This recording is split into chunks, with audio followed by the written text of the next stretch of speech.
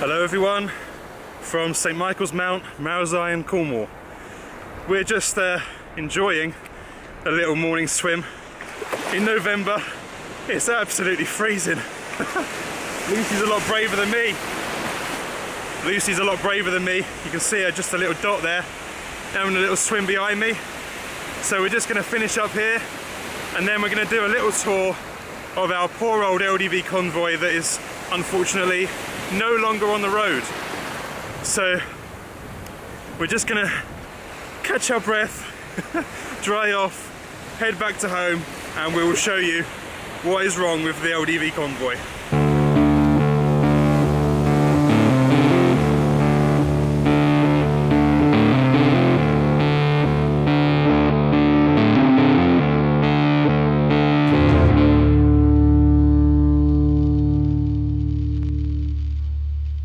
So here we are with our busted van. We're so sad to say that it's hit the end of the road after, what, 5 years of living in it together. And 3 trips away to Europe, and we kind of knew at the beginning of the last trip, and especially at the end of the last trip, that that would be the final European trip we would take her on. We were going to put her into a nice easy retirement, but we had our MOT, what, a couple of weeks ago now? Yeah, it was just so sudden. He just took one look at the underneath of it and he just stopped the MOT and he said, I'm not even going to MOT it. It's not worth it. I think that's the end of your van. And I drove it home and I literally cried all the way home from the MOT. I was so upset because we knew it was the end, but it was still such a shock that that was it. We didn't even get to go on like a last camping trip of it in it because of the lockdown. We kind of felt cheated, didn't we? Yeah. We were hoping to get away with it a couple of times to like Scotland and maybe Wales again, and just make the most of it. Not happened, but it's just ended. Our MOT guy's nice as well. He wasn't trying to sort of take the mick out of us. He's a genuine bloke, and he didn't charge us for the MOT because it was just that bad. Yeah. So anyway, that's it, isn't it now? We're going to keep hold of it because we're kind of lucky that we've got the space to keep it where we're staying at the minute. So and it's still livable. Yeah, I'm still staying in it every night, and you know, I refuse to go into a house. I refused. The van is my home. But look, we're going to keep hold of it. We're going to try and teach ourselves how to weld. We're going to buy ourselves a welder and just tackle it whenever we got the time. But you know, we've got the other van on the go, which is a priority at the minute for us. So this is just going to take a back seat, and who knows, in years to come, we might even get it back on the road again. But we're not confining our LDV to a scrapyard. That is the one place she won't be going, not for a good many years, because there's too many of them in there already. Never. So I think we're just going to basically show you everything from A to Z of what is wrong with this van, because I know a few people are going to be like, oh, it's easy, just fix it up and get it back on the road. It's not that simple. There's so many things wrong with it. It's not saleable. It's like thousands of pounds worth of repairs that need doing. So yeah, let's just show you now, and you'll see yourself just how bad it is. Alright, shall we start by having a look under the bonnet? Oh yeah, the bonnet catch is broken. We haven't been able to get into the engine for like weeks now. I think it's just rusted through. But there's a whole lot going on under there. Some of you might know that our van's been in limp mode since Albania when we hit like a big bump. And we have no idea why. There was this flashing light on the dashboard. The bulb wore out because it was flashing so much. And she's just not got like the top, you know, 40% of the power on each gear. It's just limping along, and like our odometer stopped working, so it's been on 151375 for the last 10,000 miles, and our speedo's not working. Not that we need that anymore. That's cracked. Rust, rust, rust, rust. That's rust with some plants living on it. That's rusted through. So this is completely gone, and all of the wheel arches in fact are rusted through and need totally rebuilding, plus all the sills along the sides of the van, and basically everything apart from the chassis is completely rusted through. That's broken. The windscreen's slipping. That's broken. That's broken. This is basically our only working door at the minute, because you can't unlock the passenger door from the outside. You have to go in through this door and then unlock the passenger door from the inside. Even that's rusty. What's going on in here? Well, we're on wiper motor number, is it 5 now, I think? That went when we got back to England, and we had to replace it with this spare one we got. It's not an LDV one, and it has only one setting, and that is really, really fast. What else? Brakes, I mean, they've been pretty bad for a while. We did sort of bleed a lot of air out of them when we got back because we'd obviously just boiled the fluid. LDVs are not made to go down mountains, believe it or not. So the brakes are they're kind of as good as they'll ever be, which is rubbish. Steering, what on earth is that? I don't think we've ever had power steering in this van, even though we're supposed to have, and the steering is just the sloppiest thing ever. It's ridiculous. These don't work properly. This previously film's not very private anymore. This reversing camera hasn't worked for years. Even that's given up. Right, should we have a little look at the disaster that is inside the van? Kind of embarrassed to show you guys this, but this is the current state of our sliding door. FYI, it's not a good idea to put a curtain somewhere it's going to touch the outside of the van. That is disgusting. The cladding's fallen off, the handle's broken, so we just kind of like get a fork and sort of wedge it in there to open the door.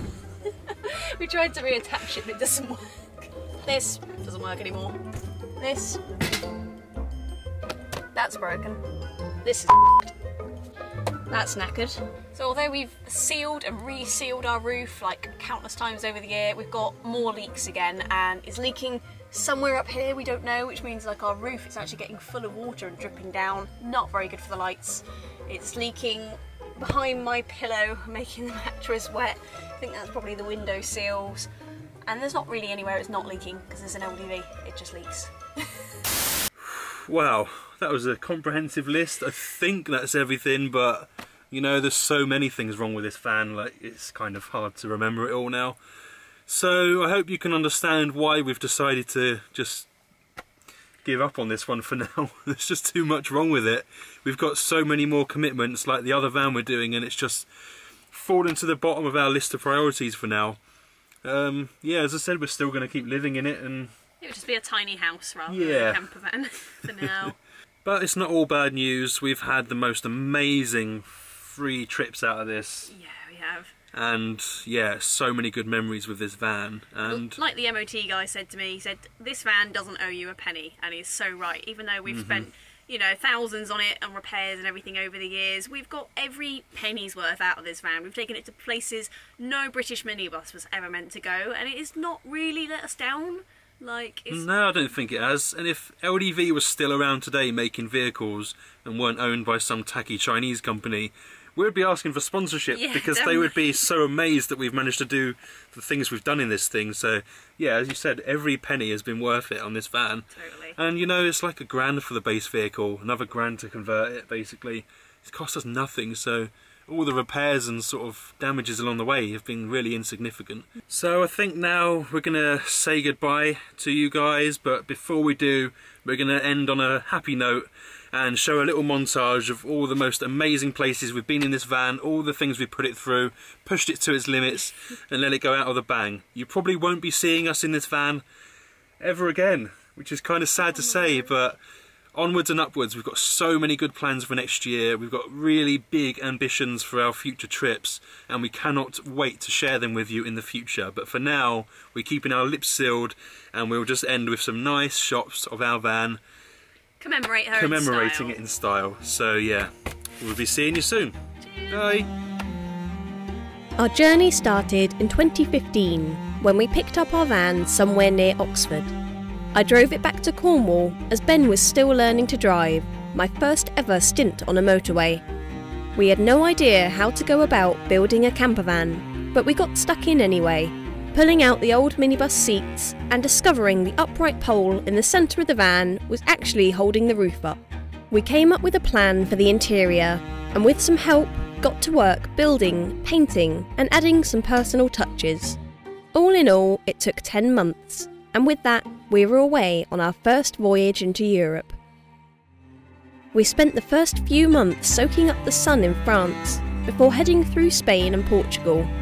It was here our van was sadly broken into, but with the help of some kind people, we patched it up and spent a snowy winter driving around Italy and the Alps. By the end of the next summer, we were all geared up for trip number 2, and having made some modifications to our van, we set off for the Balkans. Although we hadn't yet started filming our adventures for YouTube, we travelled a winding route through Central Europe, spent a terrifying day driving through Ukraine, before heading down the coast of the Black Sea into Greece. It was our first foray into Albania, however, when we started to really push our van. The roads weren't set up for tourism, yet we found ourselves pushing our van into ever more remote corners of the country to meet the residents of the Albanian Alps. When we entered Montenegro, disaster struck. Our brakes failed, and then our van decided to stop running at the top of a mountain. After being left stranded for several days, we managed to coax her down the mountain and discovered that water in the ECU was the culprit. Van fixed and back on the road, we headed west, fighting through the beast from the east, all the way across to Portugal. Yet our van held strong all the way through and got us safely back to Cornwall. After a trying time spent back in our home country, which involved taking the entire engine apart to replace a faulty diesel pump and thousands of pounds in other repairs, we headed back to the Balkans for another punishing winter adventure. We pushed our van further than ever before, crossed the Alps in their entirety, took the highest roads we could find, sought out dirt track after dirt track, and ploughed through snow. The van fell victim to contaminated diesel. She was battered by the roads in Albania once again, but she took us to incredible places, the likes of which we'd never seen before. Toward the end, things got difficult. Our van became increasingly tricky to start in the mornings, risking stranding us completely, and we coaxed her home with easy start and jump cables, as borders around us began to close due to the pandemic. She took us all the way to France before giving up at the last hurdle, starter motor busted, and spent the rest of the journey to the ferry port on the back of a tow truck in true LDV style. Our van may have given us some grief over the years, and she certainly wasn't the most reliable machine, but we loved her dearly, and rarely when we needed her most did she let us down. Those salty, bumpy, crazy Balkan roads just got the better of her finally, but she had the most exciting life an LDV minibus could have ever asked for.